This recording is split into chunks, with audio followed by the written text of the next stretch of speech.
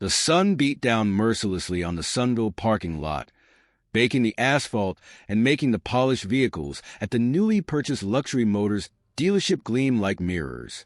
I was deliberately unremarkable that day. I wore an old gray hoodie, slightly faded jeans, and comfortable sneakers. There was a reason for this disguise. I wanted to see the dealership's true colors, how they acted when they thought the new owner wasn't around. I parked my humble SUV in an unmarked spot at the back and stepped out. I gazed at the dealership building, its reflective surfaces shimmering in the sunlight. As I walked towards the entrance, I could see a few employees chatting at the front desk, their laughter and casual conversation drifting through the glass doors. I opened the door and stepped inside. The air-conditioned showroom was a stark contrast to the heat outside. The aroma of fresh leather and polished surfaces filled the air. Gleaming cars sat under bright spotlights. As I entered, the employees' chatter died down. All eyes briefly flickered over my hoodie and sneakers. I sensed a shift in the energy, but I wasn't here to make assumptions. I was here to observe. A woman appeared from the far end of the showroom. Her name was Elena, and she was middle-aged with sharp features and an even sharper gaze. Her tailored blazer and glossy heels exuded authority. A clipboard tucked under her arm emphasized her efficiency. She was clearly on a mission. Her heels clicked on the polished floor as she approached me. She was polite at first glance, but the tension behind her smile didn't go unnoticed. "Excuse me," Elena began, her voice cool and clipped. "How can I help you?" I smiled, keeping my tone casual. "Just browsing," I said, gesturing towards the cars. Elena's eyes narrowed, scanning me from head to toe. Her polite mask slipped slightly, replaced by a less-than-warm expression. "You're looking at cars?" she asked, skepticism evident in her voice. I nodded, still smiling. "Something like that." Elena's lips pursed. "We cater to a very exclusive clientele here. Much of our inventory requires pre-qualification. Perhaps I could point you towards—" She was cut off when another employee called out, "Hey, Elena!" The shipment came in. Her attention was briefly diverted, but her eyes flickered back to me, as if to make sure I wouldn't stray too far. I raised an eyebrow, but kept my voice even. "Are you assuming I'm not qualified?" The question took her aback, but she quickly recovered. Her stance stiffened. "I just don't want you wasting your time," she said with a forced smile. "These vehicles start in the six figures. Perhaps you might be better off." My expression remained neutral, but I noted her choice of words. My composure hadn't broken, but the subtle sting of her assumptions was undeniable. We paused, tension hanging in the air, Elena looking at me expectantly. I glanced around the showroom, pretending to inspect a sleek silver coupe nearby. My finger brushed against the door handle, and I looked back at Elena. "Nice car," I said simply. Her brow furrowed slightly, but she forced another smile. "Yes, if you are ready for some serious research, we can arrange for an appointment. In the meantime, I must ask you not to touch the vehicles." I paused, considering her words. I pulled my hand away from the car. Hands in my pockets, I nodded. "Okay then, what do you recommend for someone like me?" Elena was surprised by the directness of my question, but she responded before looking up. "Perhaps something more budget-friendly," she said and continued, "I can direct you to a dealer that sells pre-owned vehicles." I smiled slightly, but it didn't reach my eyes. I'd seen enough. "That's quite an assumption," I said softly. My words hung in the air. For a moment, Elena hesitated, then straightened her shoulders. "I'm just being realistic," she said with a strained smile. "It's better to be upfront than you leave here disappointed." I chuckled softly and shook my head. "Honesty, huh? Honesty is a beautiful thing. So, tell me, what about the owner? Can we see him?" Elena's eyebrows shot up, looking genuinely surprised for the first time. "The owner? Not today. The owner doesn't drop in for casual visits. He's a very busy man." "I'm sure he is," I said. nodding slightly. Maybe you can give him a call. Tell him I'm here. I think he'd like to meet me. Elena's smile tightened. Her patience was clearly wearing thin. Look, sir, she said, I'm trying to be as polite as possible, but this is getting ridiculous. I need to attend to other customers. If you're serious about buying a car, we can schedule an appointment with one of our sales associates. Otherwise what?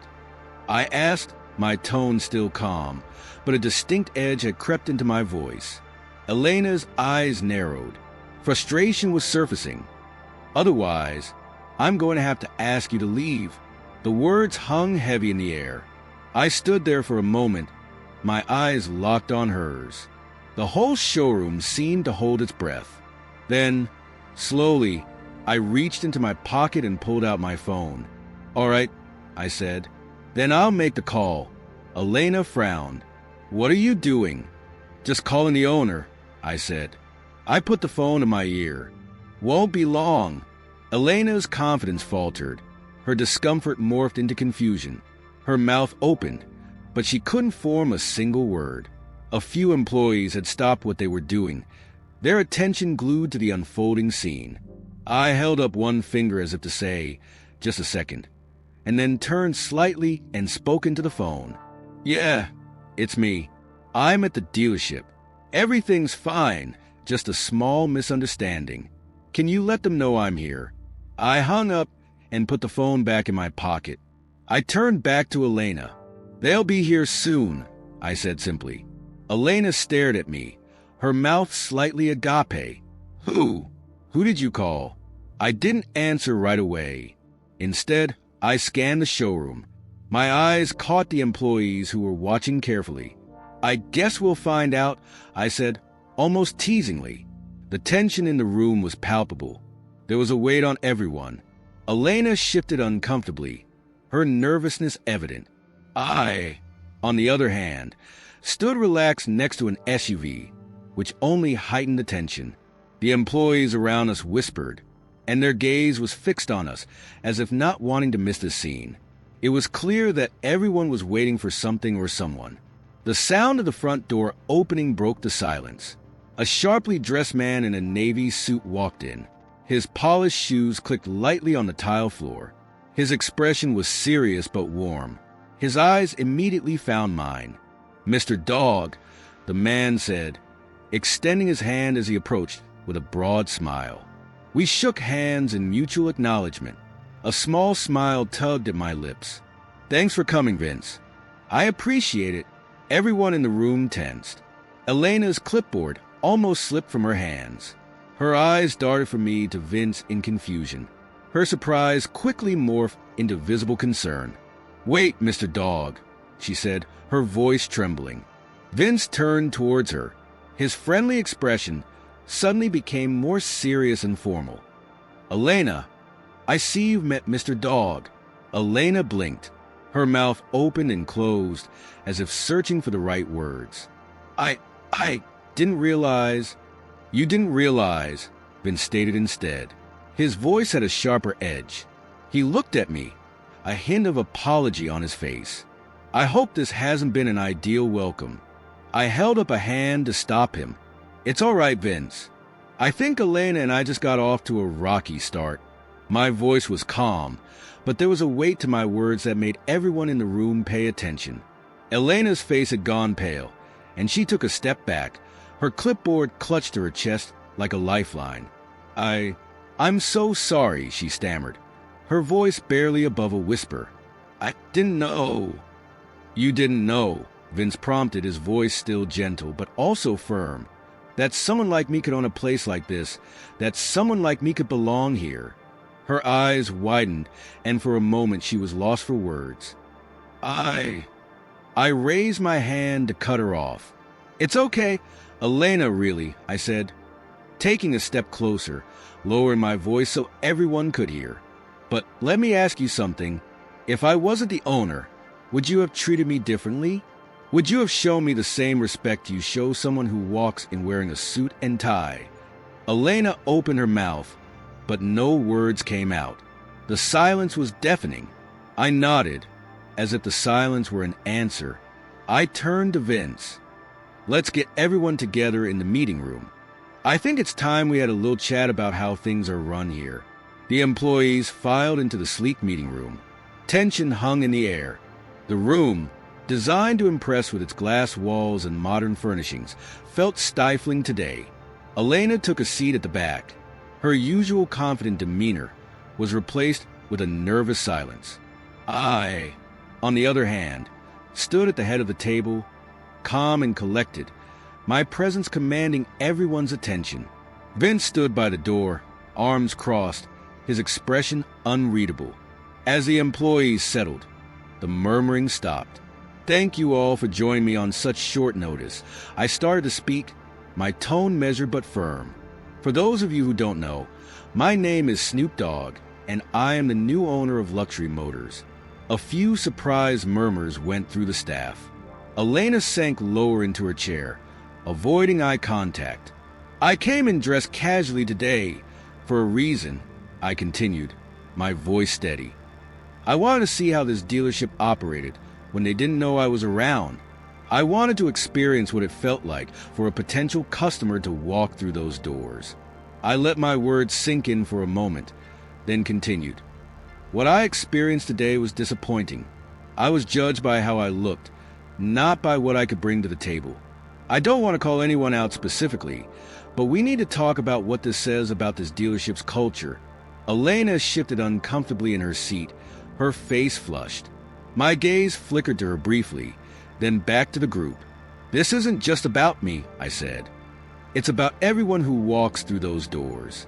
It's about every customer who doesn't fit the mold of what a luxury car buyer should look like." I paused for a moment, letting my words impact them. I continued, "This dealership has built a reputation for excellence. But excellence isn't just about the cars we sell. It's about the experience we deliver. And from now on, that experience will be built on respect, inclusivity, and fairness." A wave of agreement spread through the room, though there was still some unease on a few faces.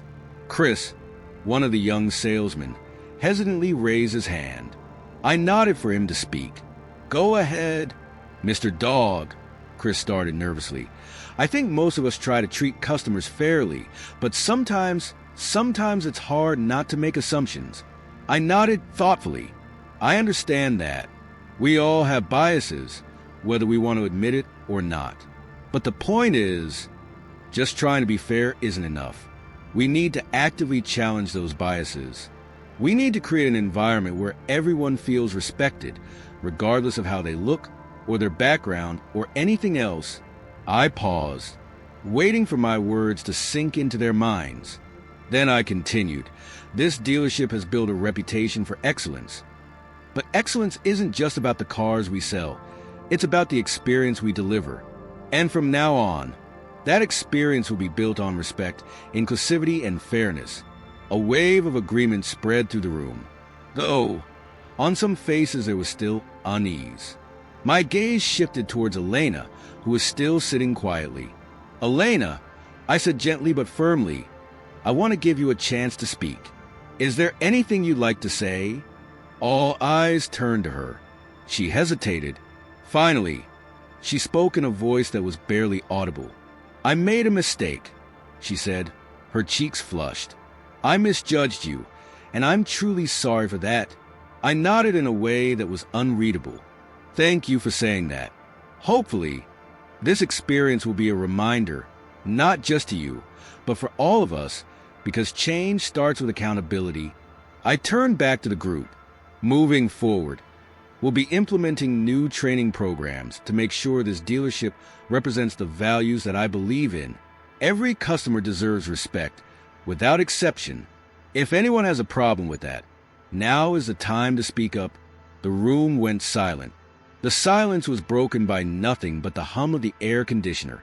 No one spoke, but the weight of my words could be felt by everyone. I allowed the silence to last long enough. It was important for me. Then I spoke again. My voice was calm. "Good," I said.